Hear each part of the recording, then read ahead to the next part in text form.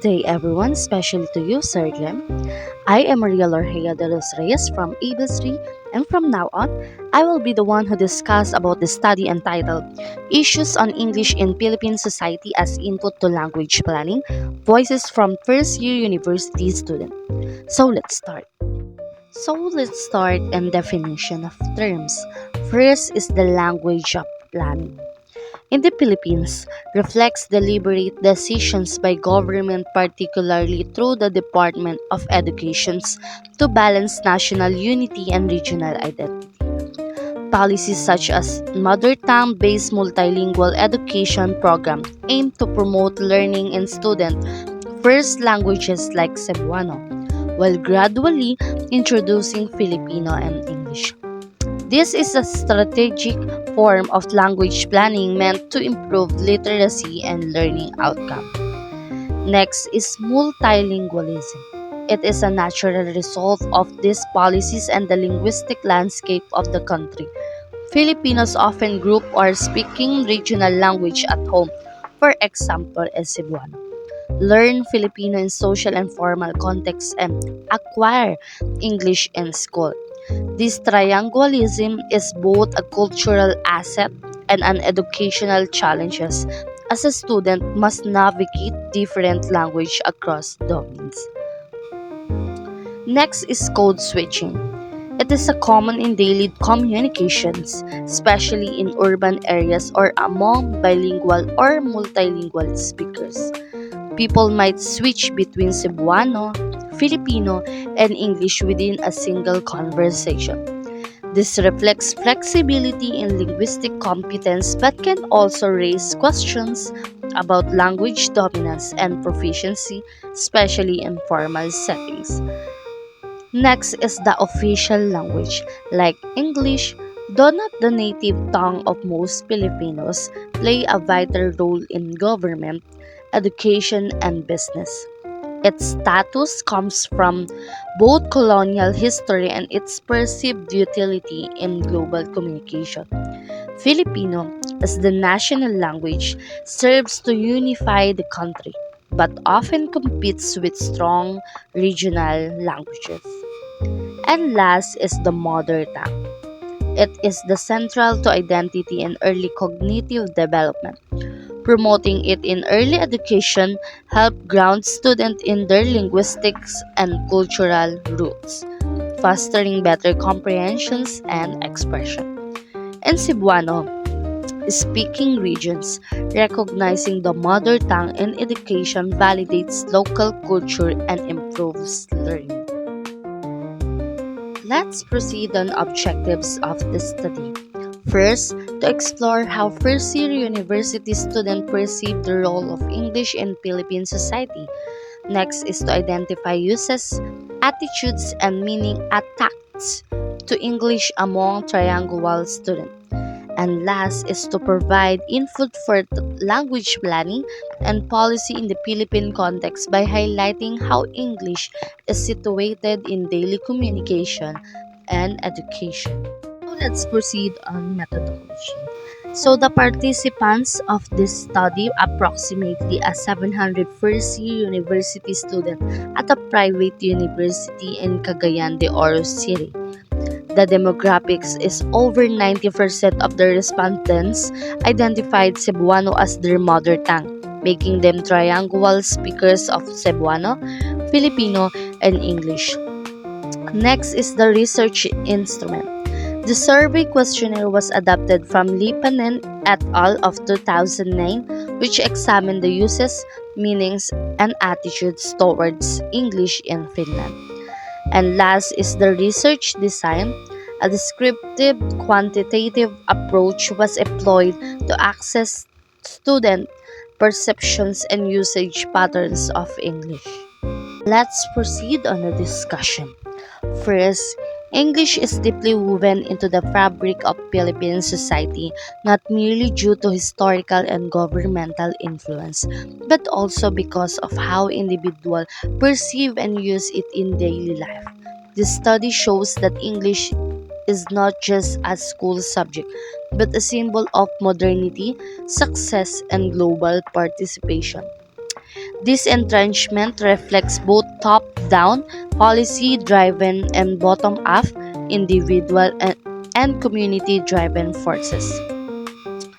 Next, the persistent preference for English in academic and professional settings demonstrates how it functions as a gateway to upward social mobility.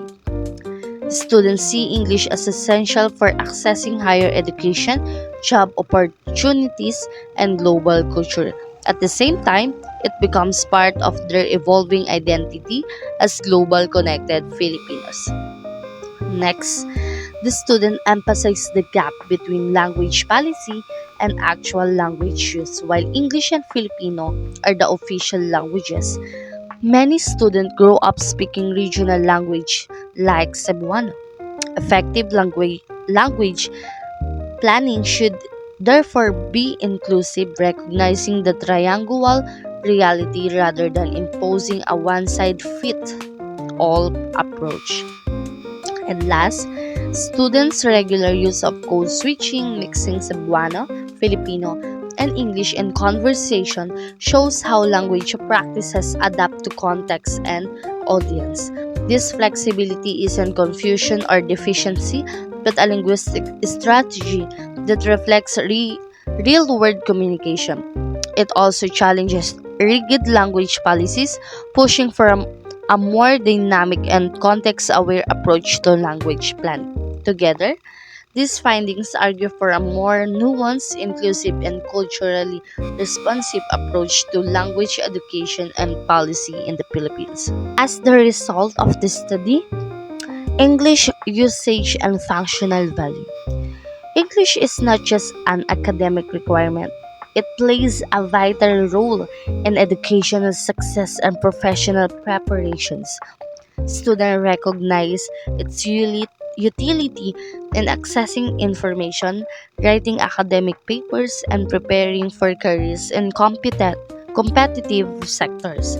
This underscores the instrumental functions of English in upward mobility and global engagement. Next, code switching as norm. The practice of code switching, freely shifting between Cebuano, Filipino, and English or other regional languages is widespread, especially in casual and spoken contexts. This flexible language behavior indicates high multilingual competence and reflects how students navigate different cultural and communicative settings. Next, positive perceptions of English. Students express generally favorable attitudes towards English, associating it with intelligence, opportunity, and modernity. The belief in English growing importance suggests that any language planning efforts must align with the aspirations and lived experience of learners. And last, the expanding language status of English. English is no longer confined to classroom. It is recognized as a powerful tool for communication in a workplace, online spaces, and community interactions. This practical role affirms its dual status as both a formal academic language and a bridge to wider social participation.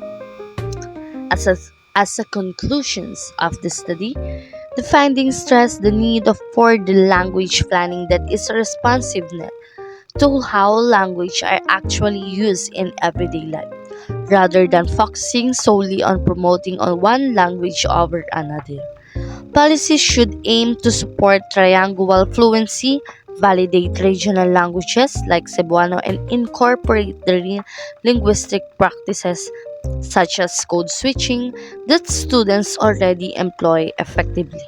To extend this study, um, there are some possible future research titles that builds on the findings of issues in English in the Philippine society as input to language plan. First, the role of English in shaping academic identity and aspiration among first-year students in multilingual regions. This research topic focuses on how English proficiency influences students' academic self-concepts and career goals. Another is multilingual realities versus monolingual policies, a study of language use and institutional language planning in higher education. This possible research topic examines the gap between students' linguistics practices and institutional language expectation.